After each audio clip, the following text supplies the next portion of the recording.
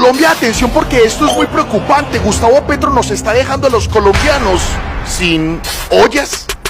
Top 5 de las más grandes ollas de corrupción que el gobierno Petro ha destapado en apenas un año.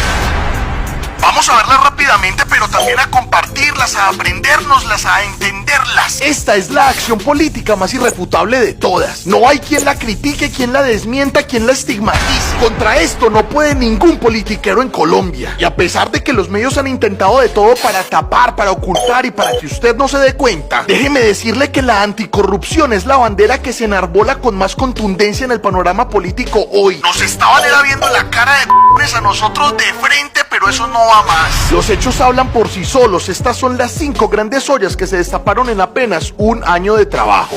Número 5. Olla de corrupción del archipiélago de Islas del Rosario en Bolívar. Déjeme preguntarle, ¿usted cuánto paga de arriendo mensual por el lugar donde vive? Ay, hombre, el Estado colombiano estaba arrendando por 90.000 pesos mensuales islas enteras. 90.000 pesos mensuales una isla por un mes. Eso no cuesta ni una habitación, pues, en el peor lugar que podamos imaginarnos. Da más rabia cuando vemos que de este absurdo uno de los beneficiados era, por ejemplo, perteneciente al clan de los Matos, una rica familia del Cesar acusada de tener nexos con el paramilitarismo. Y a pesar de eso, imagínese, le estaban haciendo el favor de ponerla a pagar bien poquito mensualmente por islas enteras. La Agencia Nacional de Tierras tomó medidas para frenar este abuso y comenzó una terminación anticipada de alrededor de 20 contratos sobre los que nuestra tierra estaba siendo desangrada para lucrar a gente de bien. Desde la agencia se advirtió de todos estos precios de arriendo mensual absurdos, de los que los medios en realidad no hicieron mucho eco, en donde las islas a los ricos por mes les costaban 240.000 pesos, 354.000 pesos, 301.000 pesos, 269.000 pesos, y así muchos otros contraticos que también beneficiaban a personas como la reconocida actriz Alejandra Borrero. Ahora son las comunidades nativas las que juegan un papel protagónico en la administración del archipiélago para recuperar su derecho al goce y explotación de su propio territorio. Número 4. Olla de corrupción de la supuesta reconstrucción de Providencia de Iván Duque.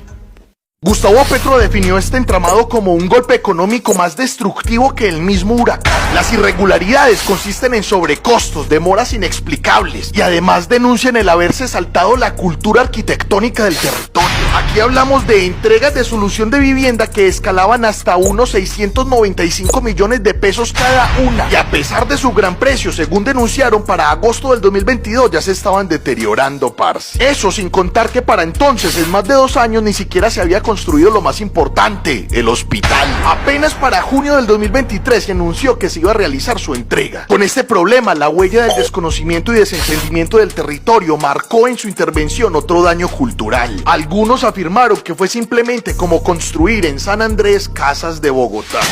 Número 3. Olla de corrupción de robo de petróleo por parte de gente de bien.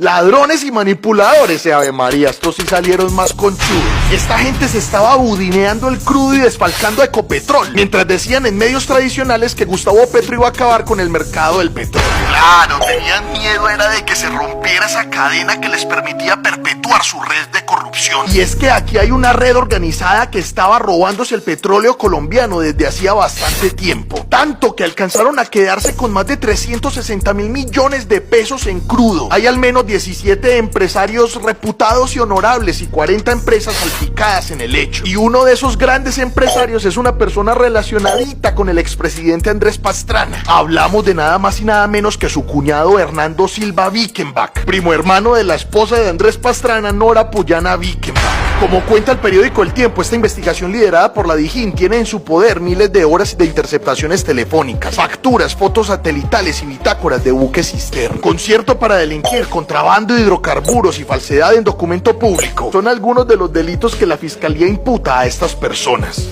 Número 2. Olla de corrupción que se estaba carcomiendo a la Unidad Nacional de Protección, UNP. Dentro de la UNP había irregularidades, narcotráfico, herramientas de protección al servicio de la mafia, ventas de esquemas de seguridad, sobornos, falsos blindajes de vehículos, mejor dicho. Es una de las instituciones más podridas del país.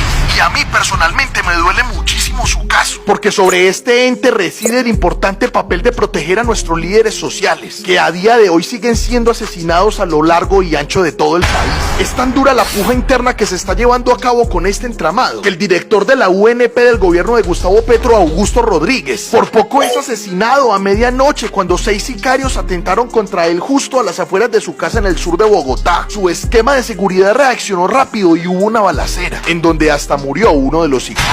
La fragmentación de esta institución puede demostrarse, por ejemplo, con la reciente metida a la cárcel de Ronald Rodríguez, ex subdirector de la UNP, por delitos minúsculos nexos con el narcotráfico y bandas delincuenciales. Yo me pregunto es por qué los otros gobiernos no habían dicho nada de esto, hombre. Número 1. Olla de corrupción de la SAE al servicio de la mafia.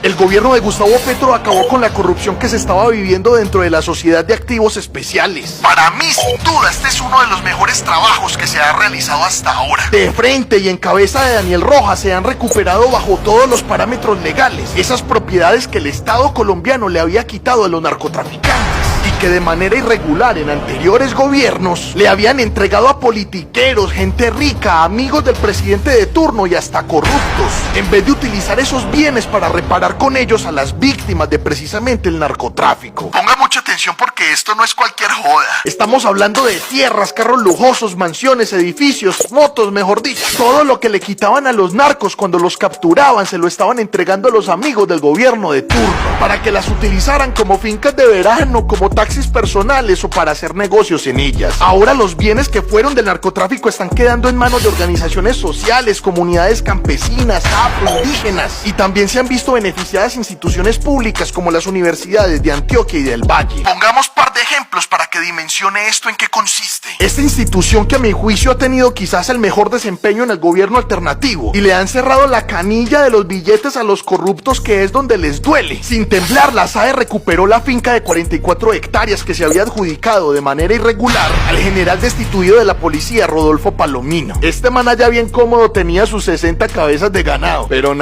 chao papá. Esa finca, que era del narcotraficante Pedro Orejas, fue entregada a un conjunto de campesinos de Simijaca, Cundinamarca, con el fin de que desarrollen un proyecto productivo de agricultura y ganadería. De la misma forma, la SAE recuperó una mansión ubicada en el poblado Medellín, en la que estaba viviendo otra vez bajo dinámicas de adquisición irregular la familia del excontralor de Antioquia, Sergio Zuluaga, quien es investigado por presuntamente haber cometido varios delitos en contra de la administración pública. Por esta razón es que Daniel Rojas ha sido foco de persecución política y administrativa, como cuando lo sancionó injustamente la procuradora Margarita Cabello, en una medida que el país entero rechazó y que a las pocas semanas tuvo que levantarse, porque aunque esto le duela a los clanes políticos como los Char, que Margarita Cabello representa, se hace ineluctable el reconocimiento por un trabajo que en la SAE nunca se había hecho como se tenía que hacer.